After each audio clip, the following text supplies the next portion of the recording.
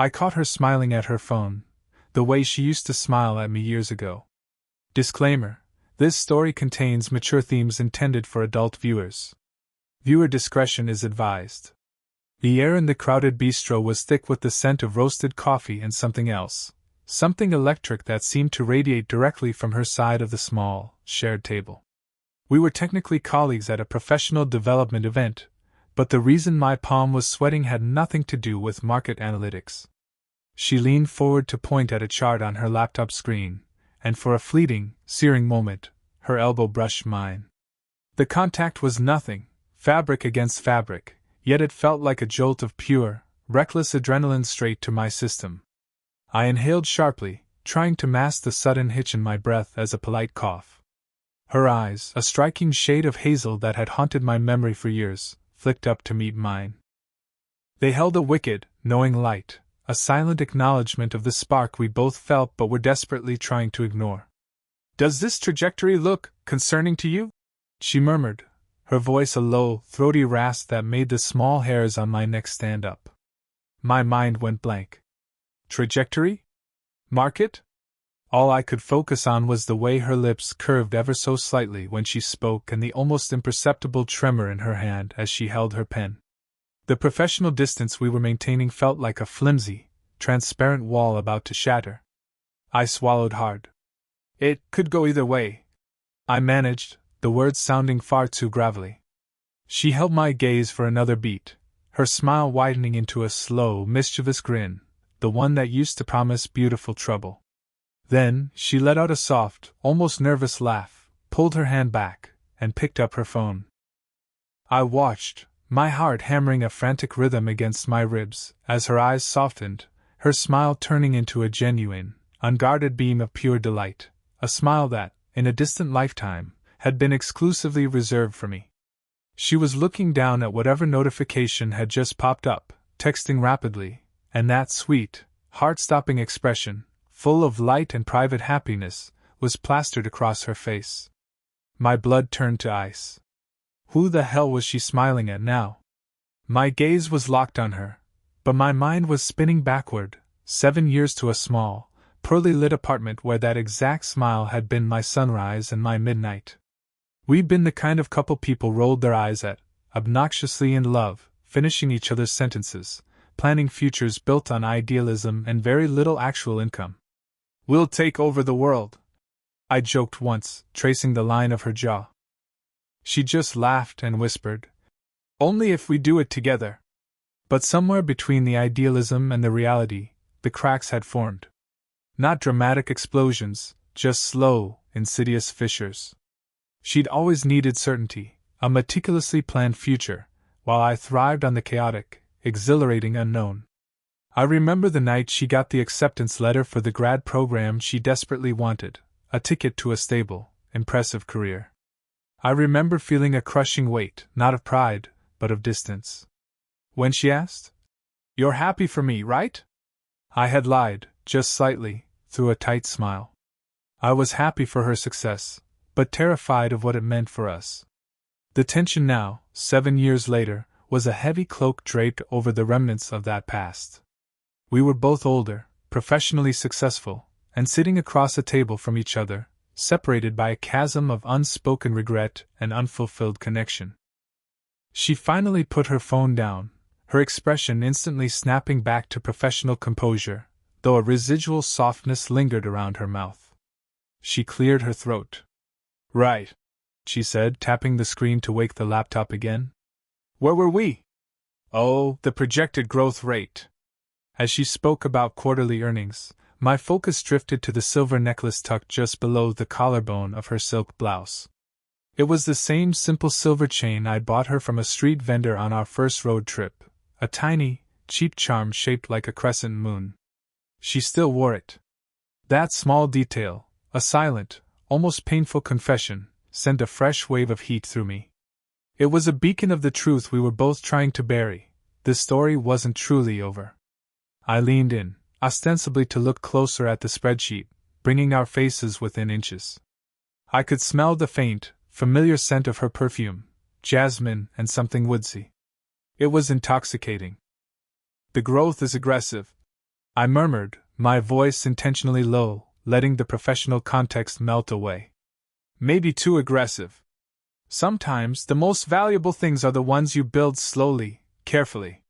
Her eyes darted up, catching mine. The playful teasing was gone, replaced by a raw, startled vulnerability.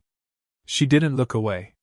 Her pupils dilated slightly, and for a split second, I saw the reflection of every shared memory, every broken promise, swimming in those hazel depths. "And what happens?" she whispered, her breath feathering against my ear. "When what you build eventually crumbles? Do you walk away, or do you try to rebuild the foundation?" Before I could answer that loaded question, the phone in her hand buzzed again. She glanced down, and that private, radiant smile returned, sharper this time, more certain. She looked back up at me, but her attention was already elsewhere, committed to the screen. "I need to take this," she said, standing abruptly, her chair scraping back against the marble floor. "Duty calls." Duty? Or him? The question screamed in my head as I watched her walk away, that secretive smile the only evidence of the life she now lived, a life without me. Broken heart, the unbearable weight of what was the moment she disappeared around the corner, heading toward the quiet lobby where she could take her call, the controlled veneer I'd maintained all morning shattered. I grabbed my water glass, my hand trembling slightly, and drained it, the cold water doing nothing to cool the sudden, searing jealousy that flared in my chest. Who was he? Was he the stability I'd failed to give her? The predictable future she craved? The possessiveness was ugly, irrational, and completely undeniable. I pulled out my own phone, the screen lighting up to show a picture of me and my fiancée, Clara, laughing by a fireplace. Clara, sweet, steady, and entirely devoted. A beautiful, safe harbor. A harbor that, in this moment, felt miles away and entirely irrelevant. I felt a pang of guilt, swift and sharp, but it was immediately overridden by the visceral, intoxicating pull toward the woman who had just walked away. After 5 agonizing minutes she returned, her posture subtly changed, a little taller, her face flushed with a faint, happy glow.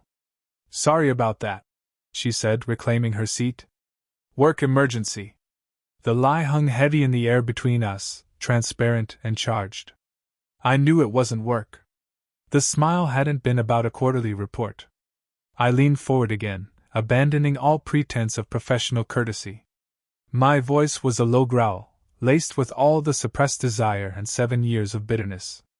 "You know, for someone who claims to specialize in market risk assessment, you seem awfully comfortable walking right into danger." She didn't flinch. Instead, she met my gaze, her own eyes challenging and defiant, but tinged with a delicious, reckless thrill. "I always found," she countered softly, placing her hand flat on the table, perilously close to mine, "that the highest risk often yields the highest reward." The silence that followed was suffocating, filled with the loud, frantic drumming of my own heart. Our eyes locked in a silent duel. The air felt thick, heavy with unspoken questions and forbidden longing. All the control, the boundaries we had constructed over years, were crumbling in real time. My fingers twitched, desperate to close the remaining inch and interlace with hers. She knew what I was thinking. I could see the answering heat in her eyes, the quick, shallow lift of her chest. Just as I was about to break, to reach for her and damn the consequences, she slowly dragged her hand back, her fingertips brushing mine for a fraction of a second, a whisper of contact that felt like a lifetime. Then, she gave me that familiar, heart-stopping, secretive smile again, the one I had just seen her give her phone, and whispered, "It was good to see you, but I really have to go now. My ride is waiting." My breath hitched. Her ride? The breaking point was here, and it was about to walk right into the bistro. Fire the point of no return. "My ride is waiting." The words echoed in the sudden vacuum she left as she stood up. Before I could process the meaning, before I could ask the question that was clawing its way up my throat, "Who is he?" a man walked toward our table. He was tall, impeccably dressed, and possessed a quiet confidence that instantly tightened the knot in my stomach. He didn't look at me. His gaze was solely for her, and when he reached her, He placed a proprietary, gentle hand on the small of her back. "Ready, love?" he asked, his voice warm and possessive. The word love hit me like a physical blow. She turned to him, her face radiating that same joyous, unburdened light I'd witnessed moments ago on her phone. "Ready," she replied, her voice soft, confirming every fear I had suppressed. I stood up abruptly, knocking my chair backward. The noise cut through the polite murmur of the bistro. Both their heads snapped toward me. I managed to force a polite, yet clearly strained smile. "Great meeting you," I said to the man, my eyes boring into hers. "I hope you too. Enjoy your afternoon." The man, clearly sensing the raw, aggressive tension coming off me, narrowed his eyes slightly. But she stepped forward closer to me, separating us from him, and extended her hand. It was a formal gesture, a dismissal, but the heat of her skin, the memory of her touch, burned through my palm the moment I accepted it. She leaned in, close enough that her hair brushed my cheek. "Some things," she whispered, her voice husky and dangerously low, "are just meant to stay unfinished. It's what makes them memorable." Before I could respond, before I could confess that I was ready to finish everything right now, she pulled back. But as she turned away to rejoin her ride, I noticed something. She wasn't holding his hand. Her fingers were tied around the strap of her bag, and she glanced quickly over her shoulder. It was a fleeting look, a mix of regret, longing, and a desperate plea. I watched them walk out, shoulder to shoulder. My chest was heaving. I knew I should let them go, walk the other way, and return to my safe, predictable life. But the sight of her leaving with him, coupled with that last, conflicted look, was too much. It was a dare. A final, forbidden challenge. I snatched my jacket and practically ran out the door, pushing through the heavy glass. I scanned the busy street. There they were, getting into a sleek black car. I hesitated for a split second, then made my decision.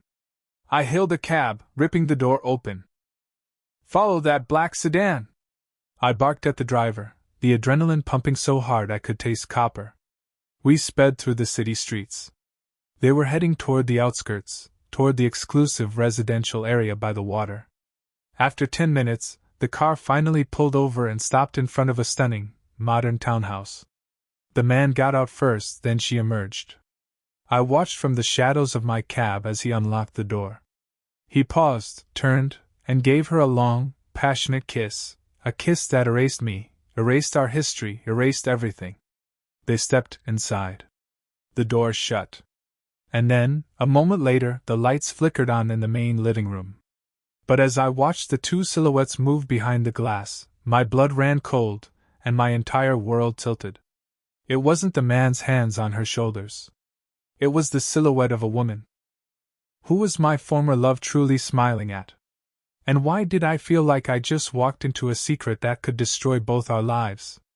Tornado the unmasking, my breath hitched, trapped in my throat.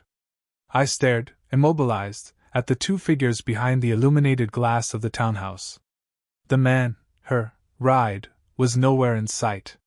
The person whose silhouette now embraced her was clearly female. The elegant curves, the length of her hair, the way her hand rested gently on my former lover's waist, it was unmistakable.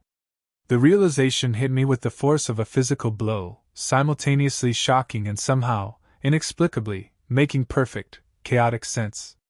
This wasn't the predictable stability of a new, boring boyfriend. This was something secret, something fiery, something forbidden, just like the energy that still crackled between us. The man, the ride, must have been a friend, a distraction, a carefully constructed smokescreen. My fingers gripped the edge of the cab seat. I paid the driver automatically, my eyes never leaving the house, and stepped out into the chilly evening air, moving like a man possessed. I walked slowly up the drive, my heart roaring in my ears, every nerve ending screaming a warning, yet every instinct propelling me forward. I reached the front door, raised my hand, and knocked, a loud, insistent, almost desperate rhythm that demanded attention. The woman who opened the door was not the one I expected. It was Clara, my fiancée. Her eyes, wide and terrified, met mine. The expression that flooded her face was a mixture of shock, guilt, and a deep, agonizing recognition of having been caught. The entire universe tilted and collapsed. I looked past her shoulder, into the impossibly chic living room. And there she was, my former love, standing stock still, a glass of wine halfway to her lips, her face pale, her beautiful hazel eyes locked on mine, filled with a complex, shattering mix of fear and relief. The hidden desire, the shared smile, the secretive calls, the duty that called her away, it wasn't a man. It was them. My past and my present, entwined in a dangerous, heart-stopping secret. This is... I started, the words catching in a wave of nausea and rage. This is why you were smiling at your phone. This is your aggressive growth trajectory?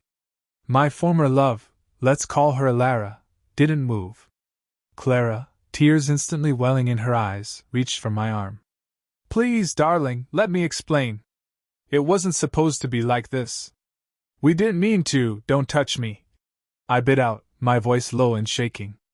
I looked back at Alara, ignoring Clara entirely. The professional veneer was gone, the secrets exposed. All that remained was raw, incandescent emotion. Alara slowly set her glass down on the polished table. She walked toward the doorway, stopping a few feet from us. She wasn't pleading, she was challenging. We fell back into each other, Alara confessed, her voice shaking but firm. It was messy, yes. But the truth is, the story was unfinished, she said, her eyes pinning me. Just not the way you thought. You chose safety. Clara chose safety. But when we found each other again, we both realized that the chaos we shared was the only place we felt truly alive. The brutal honesty cut deeper than any lie. My mind reeled. The magnetic attraction I felt for Alara had not just been an unresolved past. It had been a mirrored desire for risk, for the forbidden. The chemistry was still potent, but now it was laced with betrayal. I stared at the woman I loved and the woman I was supposed to marry, standing together, bound by a secret I could never have imagined. The air thrummed with explosive possibility. I could scream, walk away, or... I took a slow, deliberate step forward, not toward Clara, but toward Alara, my eyes blazing with a dangerous, intoxicating mix of heartbreak and pure, animalistic longing. Then tell me, Alara, I whispered, my voice thick with emotion. Is it finally finished now? Collision the shattered foundation. My slow, deliberate step toward Alara was the final tremor that brought the whole fragile structure down. Clara gasped, a small, wounded sound, and took a frantic step back, hitting the wall. Alara's eyes, usually so guarded, were wide and reflecting the same dangerous fire that burned in mine. She didn't retreat. She held her ground, a portrait of beautiful defiance, accepting the wreckage I was about to create. Is it finished? She repeated, her voice barely a whisper, yet resonating with devastating clarity. No. It's the beginning of the ending. The ending of the lie we were all living. I stopped right in front of her, the space between us charged with the unbearable weight of 7 years of separation and 7 weeks of shared, desperate secret. I ignored Clara's choked sobs echoing against the marble floor. This confrontation was only for us. You said you craved certainty, Alara, I accused, my voice raw with betrayal. You built a life based on plans and stability. And now you're risking it all, for this? For a secret? I gestured wildly toward Clara, then back to her. Alara met my anger with her own quiet fury. I built a cage. And I married someone, or nearly married someone, who helped me build it, believing that structure would bring happiness. But the certainty I truly crave isn't in a career or a house, it's in being profoundly, terrifyingly seen. You were the only one who ever saw me like that, even when you walked away. And now Clara sees that part of me too. She took a shaky breath, the confession draining her of energy. The risk wasn't the affair itself, she whispered, her gaze dropping to my chest. The risk was finally admitting that none of us were happy in the life we chose without the chaos. I reached out, my hand closing around the silver crescent moon necklace at her throat. The cheap metal felt hot against my fingers. You never stopped wearing this, I stated, the realization a knife twist. You brought the past into your future, and then tried to build a separate life anyway. A tear finally escaped her eye, tracking a path down her cheek. I tried to forget you, she confessed, the simple words carrying the weight of years. I tried to build the life you wanted me to build, the life where I was stable, successful, and predictable. But every time I looked at this, I knew I was lying. Clara found her voice then, stepping forward, her face streaked with tears. Stop it, both of you! This is my life, too. I love you, she pleaded to me. And I love you, she said, turning frantically to Alara. Why couldn't we just figure it out? Why did it have to be a secret? The tension broke. The three of us stood in the beautiful, cold house, the entire framework of our lives shattered. I looked at Clara, my safe harbor, my conscience. The guilt was overwhelming. You deserve better, Clara. You deserve someone who doesn't look at you and wish he was looking at a ghost. I turned back to Alara. The attraction was still there, a pulsing, dangerous current, but now it was overshadowed by the magnitude of the pain we had inflicted. We had caused too much damage. Alara nodded slowly, a deep, sorrowful acceptance settling over her features. I know, she said. We can't go back. We can't keep destroying things. She reached up, her hand closing over mine, which still clutched her necklace. She slid the chain over her head, the cool silver dropping into my palm. The ending of the lie is the only closure we get, she said, her voice final. Go home. Find your real ending. And let me find mine. She gave me a painful, final look, the gaze of someone walking away from a wreckage they caused but couldn't fix. The passion was gone, replaced by profound sadness, but the truth was finally out. The slate was wiped clean, violently. I stood there, the cool, silver moon resting in my sweating palm, watching as she gently took Clara's hand and led her further into the quiet chaos of their shared, complicated future. My turn was to walk back into the night, alone, toward a future I now had to truly build for myself, without the ghost of Alara, and without the certainty of Clara. But as I walked, I felt the unmistakable, electrifying promise of a new, unknown beginning. Sparkling heart the reckless, undeniable truth. I stood on the sidewalk, the silver crescent moon cold and heavy in my hand, watching the closed door of the townhouse. The silence that followed Alara's pronouncement was broken only by the distant sounds of the city. I should have walked away. The betrayal was staggering, the pain was sharp, and the sensible, logical part of my brain screamed for retreat. But the sensible, logical part of my brain had always led me to a life of quiet dissatisfaction. I looked down at the necklace. It wasn't a piece of cheap metal. It was a testament to the fact that, even when we were apart, we had remained tethered by the most chaotic, vital part of ourselves. Alara had tried to live without me, and I had tried to live without the fire she ignited. We had both failed miserably, dragging others into the resulting mess. I turned back to the house. This wasn't about ownership or jealousy anymore.